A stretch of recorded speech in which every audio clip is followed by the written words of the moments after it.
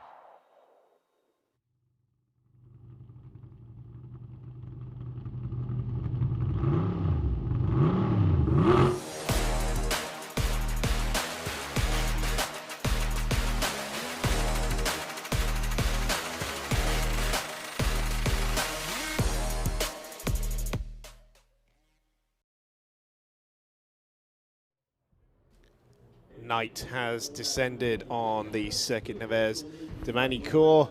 We're ready for racing action in the Ultimate GT Sprint Cup.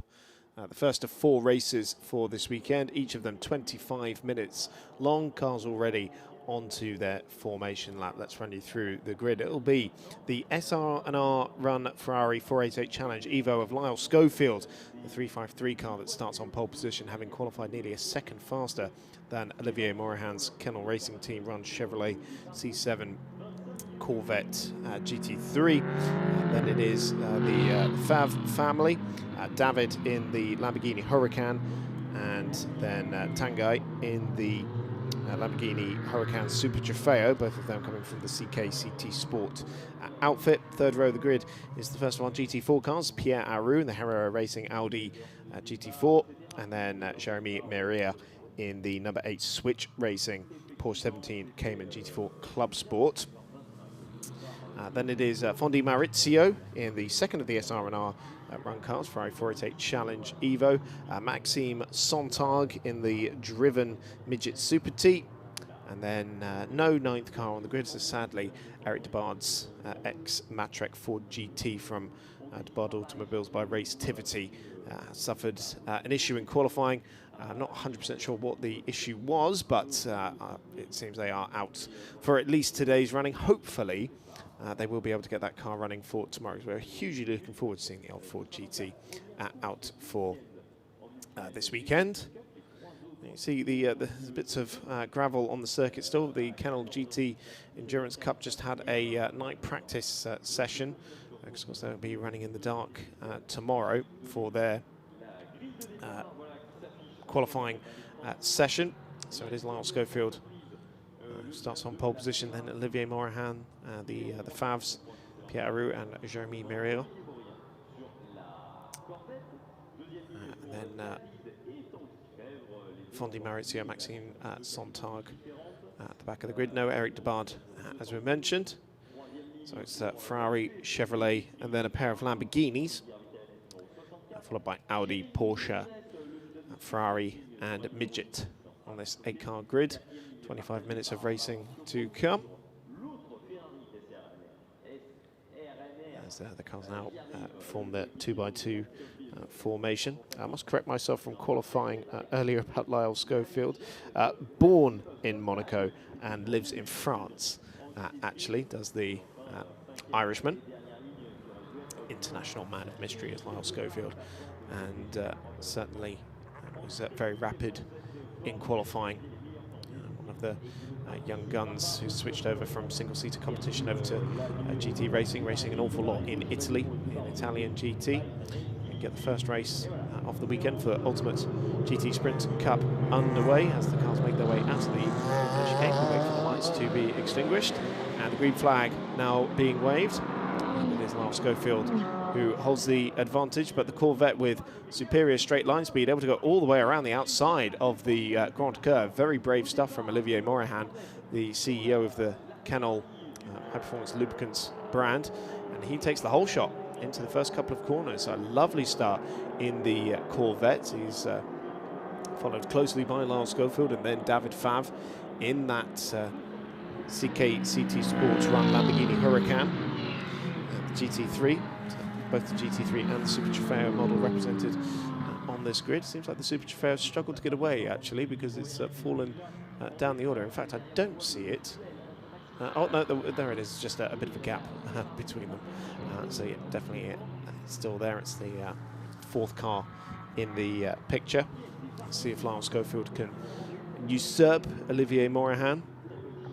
Of course, superior class machinery, but the Ferrari 488 Challenge has certainly got an awful lot of speed.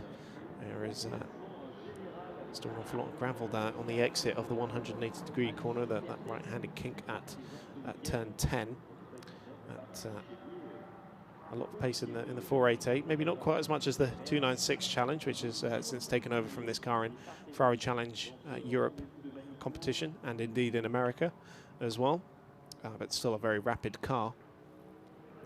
Something like 700 or even closer to 800 horsepower, I think the 296 Challenge boasts. And oh, look at that, Olivier Morahan very deep into the Virage de l'Ice, and that's put Lyle Schofield right on the back of the Chevy. It takes an awful lot of curb through the final chicane.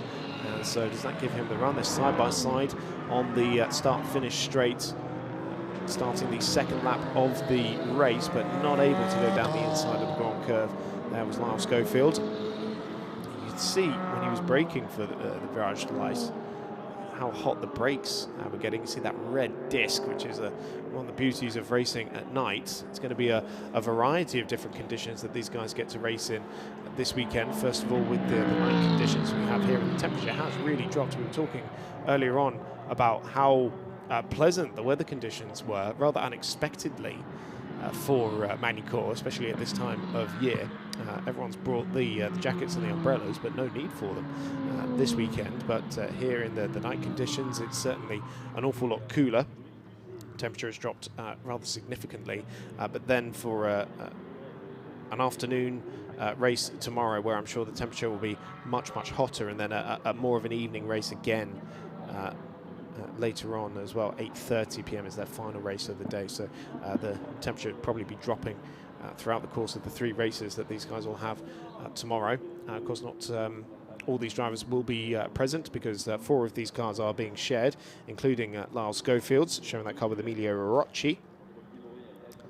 But it will be Lyle Schofield for, of course, this race, and then race 3 tomorrow.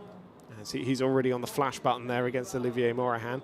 He certainly knows how to intimidate the driver in front. See the Corvette's brakes are getting very, very hot. And again, Olivier Morahan struggling to get it turned into the Virage de l'Ice.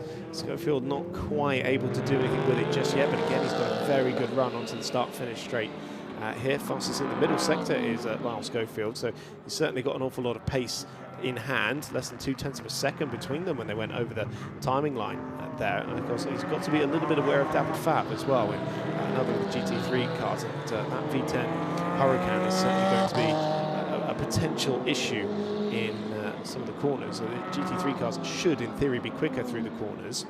While the Ferrari should have a power advantage on the straights. You see how much the car rocks forward as the weight moves under braking. Let's go for keeping Olivier Morahan very much under pressure here. It seems like the inverse, actually, that the 488 is struggling for top-end speed compared to the GT3 cars, which is not what you would normally see between these machines.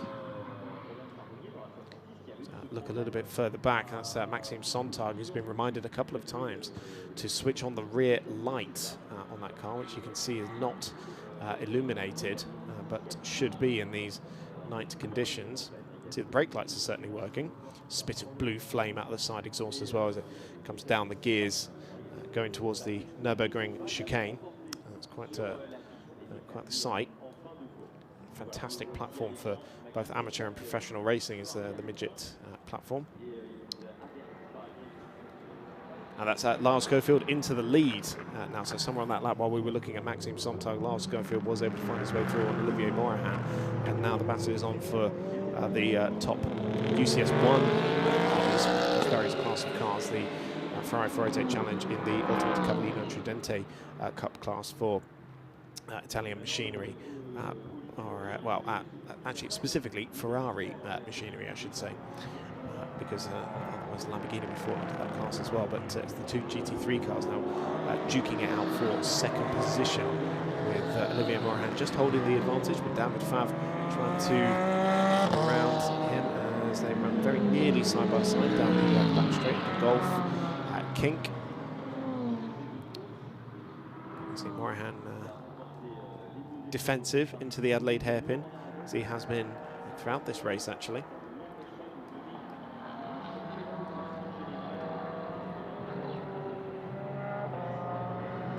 So Tanguy Fav still in that fourth position, by the way, in the Super Fair. Jeremy Merrier, the lead car in UCS4, then Maxime Sontag. So happens to be Aru there. He was the top car in UCS4 at the start of the race, but has dropped down to last position behind Fondi Maurizio as well. So some sort of drama for the UCS4 champion. Here comes David Fav, looking on the inside, going into one of the very high-speed chicanes here, but not able to do anything with that. You can see the difference in the light, that not every area of this track is illuminated with the floodlights, and so you can get well-lit areas of the track, and some that are you're very much relying on the headlights. Fav with another run here, pulls out to the inside, but isn't able to draw an overlap. Very late on the brakes, though, was the Lamborghini.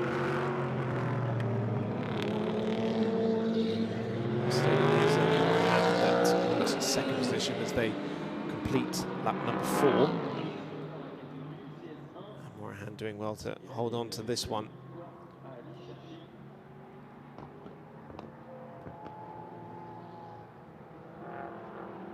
Great sequence of corners to open up there around the Grand Curve and then around Estoril onto the back straight. So it'll be the mighty V8 against the howling V10 down this back straight towards the Adelaide hairpin. There's a number of dramas at that corner over the years. Schofield on that previous lap did set the fastest lap of the race with a bit of clear real estate in front of him. Morahan ahead on the exit of the Adelaide hairpin, going towards the Nürburgring chicane. See the prototypes through there earlier in the day and looking absolutely fabulous, that must be said. You can really see parts of the track where one of the drivers is more confident, and then where they pull out a little bit of an advantage, but then David Fav able to pull back in other areas of the racetrack.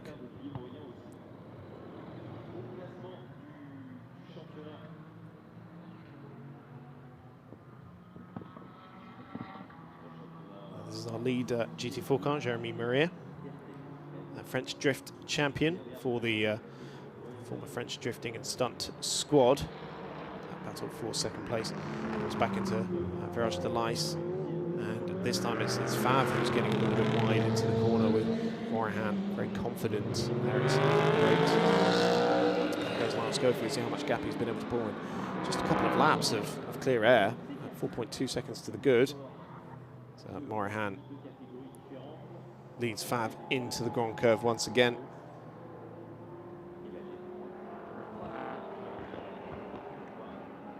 Very similar lines being utilised, but Fav just keeping it a little bit tighter on the exit. Now, is that going to give him the run? Slightly shallower line through these two little kinks on this back straight, but no, the Corvette's still able to just chop across the front of the Lamborghini with confidence.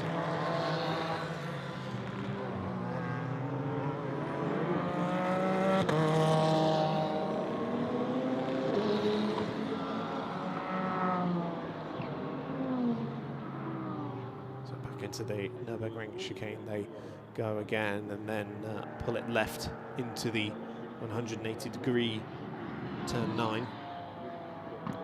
So Ligier has had a couple of narrow lines through there, which is where Fav is able to close up and kicking up a little bit of that gravel that's been deposited off the racing line by the Kennel GT Endurance Cup cars.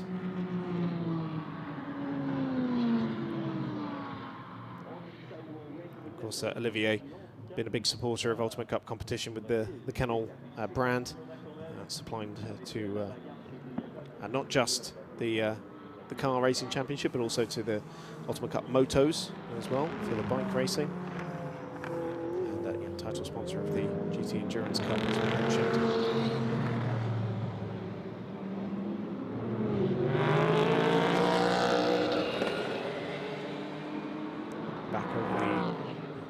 Headlights ablaze as they head into the Grand Curve, one of the slightly better illuminated areas of the racetrack.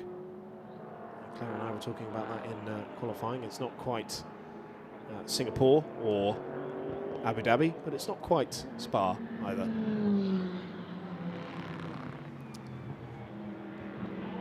Now the Lamborghini's got to run. Now he's able to draw alongside and has the inside line for the Adelaide hairpin. This should be second place now for David Fav, and indeed it is. So a very confident, decisive mover on the inside of the Adelaide hairpin, and the CKCT sports car moves into second position overall now in the lead of UCS1.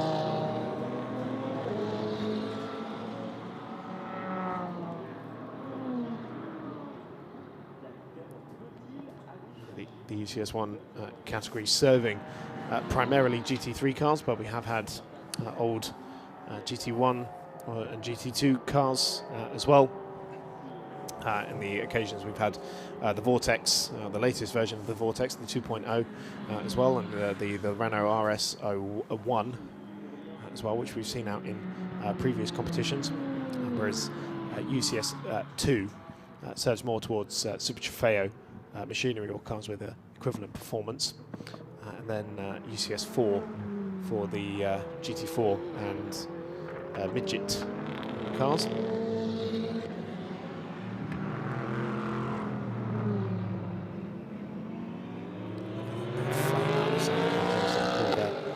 As well, much more burbling V8. In fact, we could tell when it was coming up to the pre-grid because it's right next to our commentary box, and that Corvette makes quite the raucous even at tick over.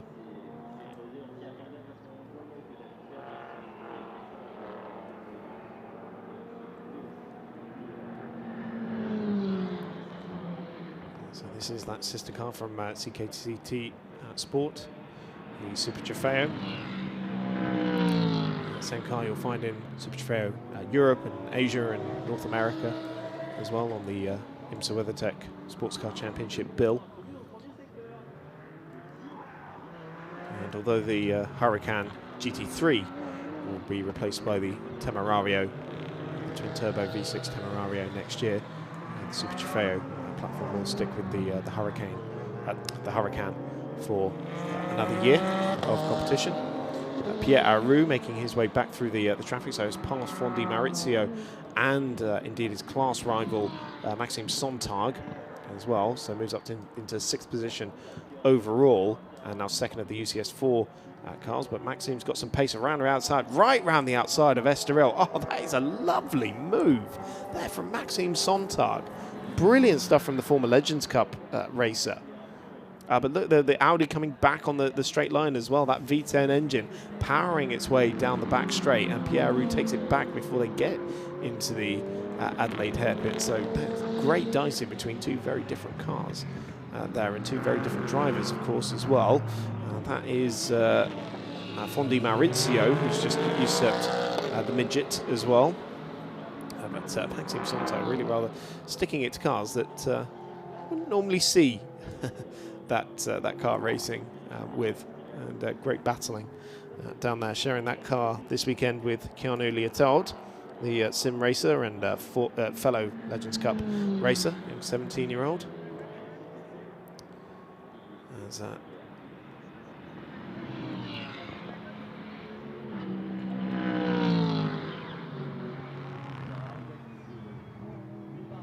There is Fondi Maurizio just ahead, but the midget coming back now in the twistiest section of the racetrack. I'm sure down this back straight will struggle for performance. You see, look at the power. That's 640 brake horsepower or so in that Ferrari twin turbo V8 spooling up and just dragging away from the midget. But Maxime Sontag with an awful lot of confidence in the corners. There's your UCS4 race leader, Jeremy Miria, Switch Racing run car. Has won a few races in their category this year. Started the year sharing the car with Sandro Perisuti, but he's moved over to Switch Racing's Nova program in the European Endurance Prototype Cup, which is racing tomorrow morning, and now sharing the car with the Italian Alessio Bacci.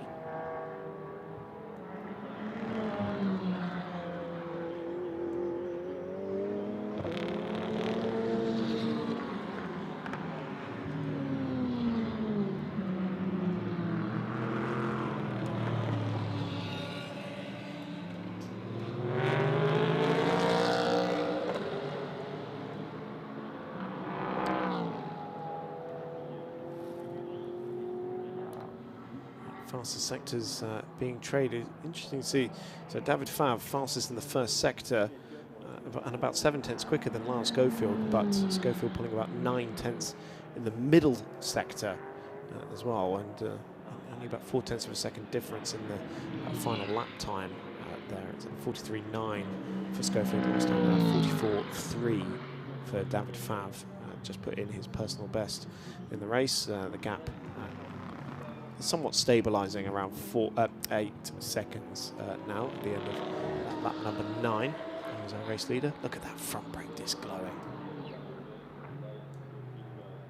Wonderful watching GT cars race at night. Of course, that's why we love watching endurance racing as well, seeing the cars compete at various periods throughout the day.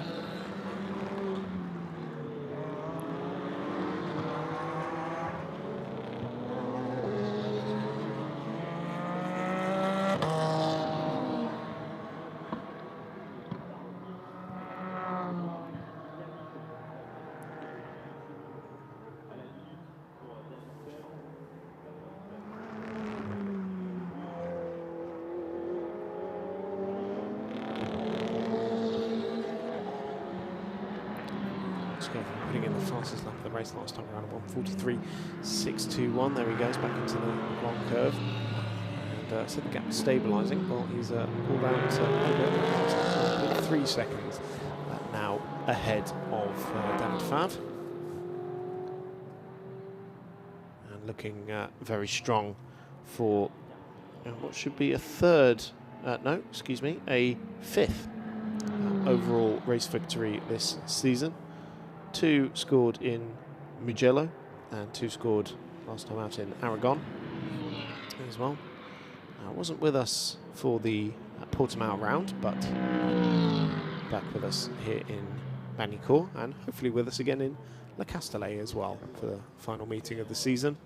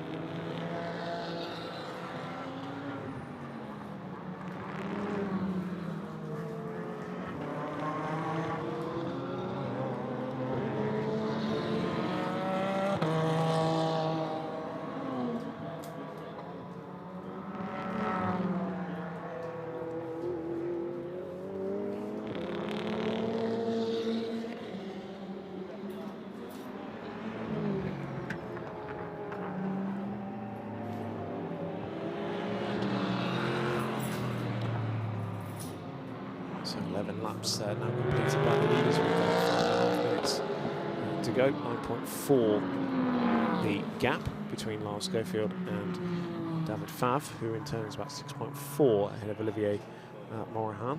And then a bit of a gap back to Guy Favre, I should say.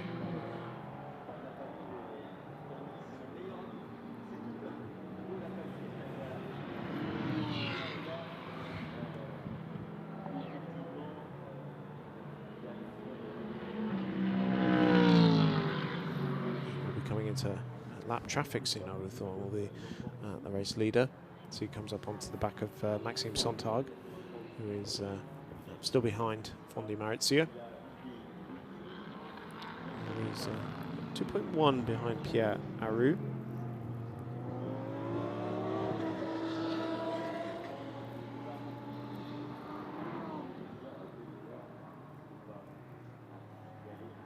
And there you can see, Lars Schofield will soon be putting a lap on the Legends Cup racer.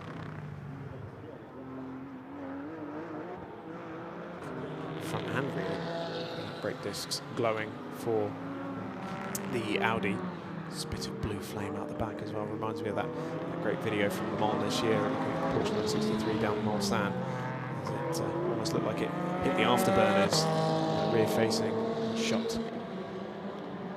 That was quite popular on social media.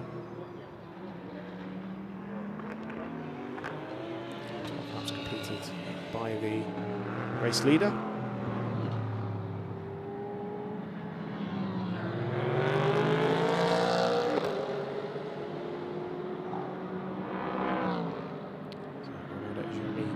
In the rear, in the Porsche 718 Cayman GT4 Club Sport, leading the UCS4 category by 8.6 seconds to Pierre Aru.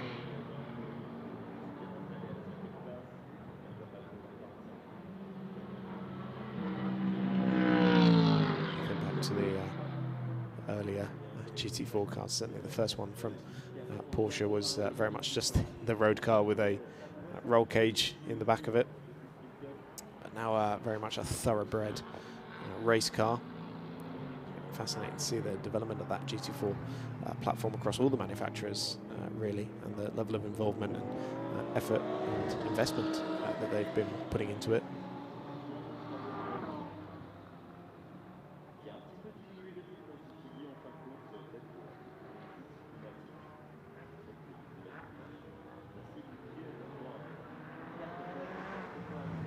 So watch him bounce over the curbs.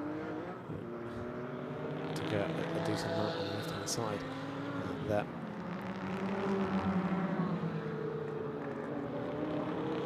And Lars Schofield going to lap his teammate now, Fondi Maurizio. Doesn't put up much resistance there. We have 2 laps to go now, just over 2 minutes left on the clock. So he's put a lap on Maxime Sontag, he's put a lap on Fondi Maurizio, and he's Pierre Aru as well. Got a side to go on because the Audi went quite right there, but should get that done into the hairpin with no problem.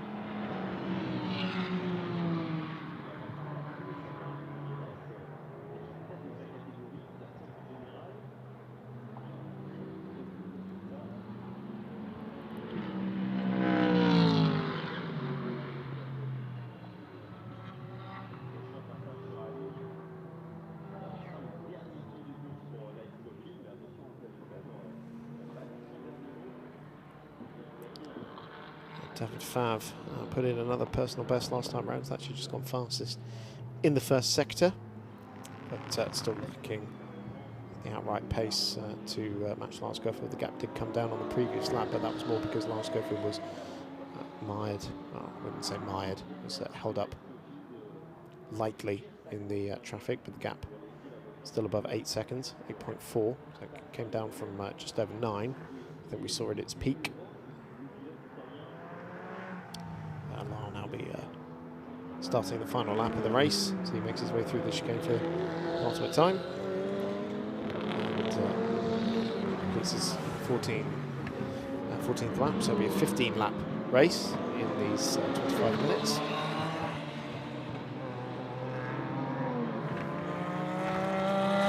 Schofield on his way to his 5th victory outright of 2025.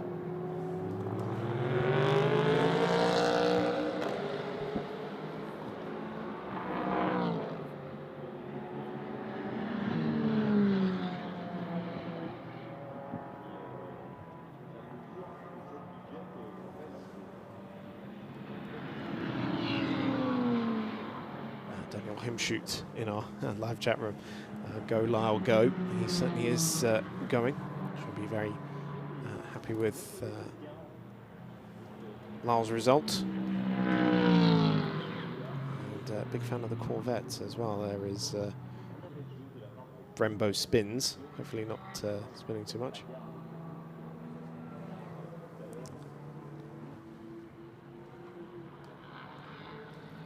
But yeah, a great performance from Lyle Schofield.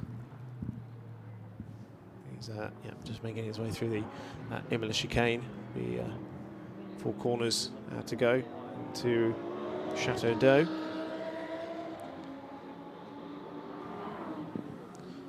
Championship leader as well is Lyle Schofield in terms of the overall classification. 34 points ahead of Alexis Berthet. Sadly he's not with us this weekend, but it's victory number 5 for Lyle Schofield in the Ultimate GT Sprint Cup in 2025. And victory for the SR&R Ferrari 488 Challenge Evo. 8.7 ahead of David Fab in the end, who comes home 2nd in the CT Sport Lamborghini Huracan GT3. And Olivier Morahan should be 3rd across the line in the Kennel Racing Team Chevy Corvette. Of course, David Fab also taking the UCS 1 victory in that category. Already across the line is Jeremy Merrier for victory in UCS 4. And at 5th position overall, so Switch Racing victorious in that category once again, ahead of Pierre Roux for Herrera Racing. Maxime Sontag completing the podium. Tanguy Fav will be the last car across the line in 4th position.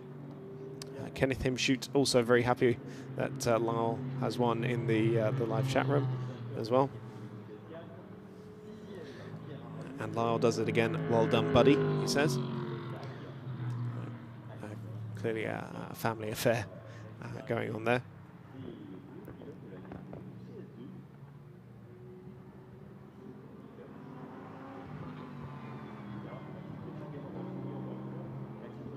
Yeah, winner of race 1 in Ultimate GT Sprint Cup is Lyle Schofield. Of course, handing over that car to Emilio Orocci for race 2 and 4 tomorrow morning and tomorrow afternoon. Or actually, both races in the afternoon and at night it should be. But Lyle will be back in the car for race 3, which is at 5:45 local time tomorrow. And oh yeah, clarification coming in from Kenneth Himshoot. They are Lyle's neighbours in France. So Kenneth and Daniel, that's lad and dad, watching from Belgium, apparently. Man, the international man of mystery continues. Kate Henry also very happy that Lyle has won.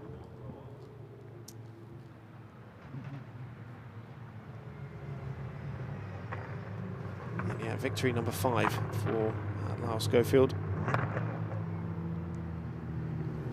And already back in Parc Fermé, first across the line and first back into Parc Fermé, where hopefully Claire Cottingham is waiting for him to say some words.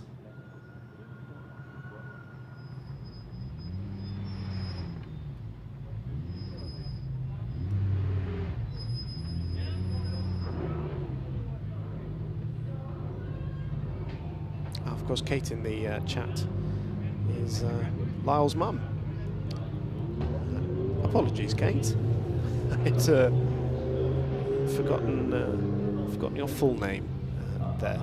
Met Lyle's parents at the prize-giving ceremony at the end of last year. Absolutely wonderful family.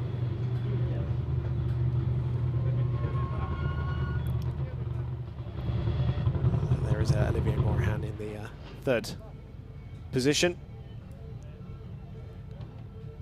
And David Fav in their second place position already. And oh, look at that, Lyle already out of the car as well. Doesn't waste any time, does Lyle, does he? In there, ready to go. Photographers waiting to take the snaps. The Switch Racing team also making their way over to Jeremy Mirier. Very happy with that one, I'm sure. With victory in UCS 4 by 8 seconds to Pierre Aru, that was.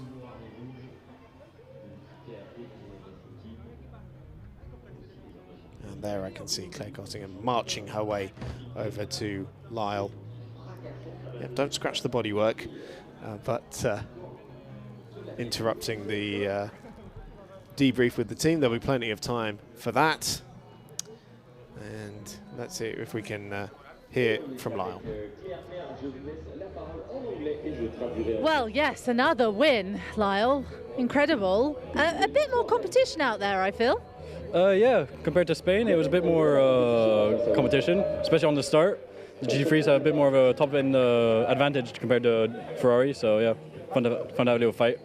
A bit chilly tonight as well. Were there any concerns about the tyre temperatures or anything like that? Were you feeling confident? Because it's got cold. I'm cold. Yeah, totally. The first lap ice, like on the formation, was a bit sketchy, but then it was fine. And you had to fight for the lead as well. It wasn't all as plain sailing as you're used to seeing. Also qualifying, I have to say, you were so strong in qualifying though. It wasn't. I just feel like it wasn't all your own way this time. We've got more to say. It's so exciting. Yeah, really don't know what to say. It's just like qualifying was a bit of a surprise, and then race, this is what happened. So yeah. Race is what happened. That's what I love to hear. Championship pretty much sealed and signed, sealed, delivered at this point, hey? Yeah, totally. I think that's now just a joy for the weekend, and yeah, have fun. A leisurely drive. Thank you so much, Lyle. Nice to speak to you. Go and enjoy, and we'll see you again racing, I'm sure, tomorrow, well, throughout the whole weekend. So we're going to say goodbye to the live feed for now. We're going racing again tomorrow morning from 9:20 for the Prototype Endurance Cup. Do make sure you join us for that. We've got 4 hours of racing to come in Magny Cours, so we will look forward to welcoming you back for that one. See you then.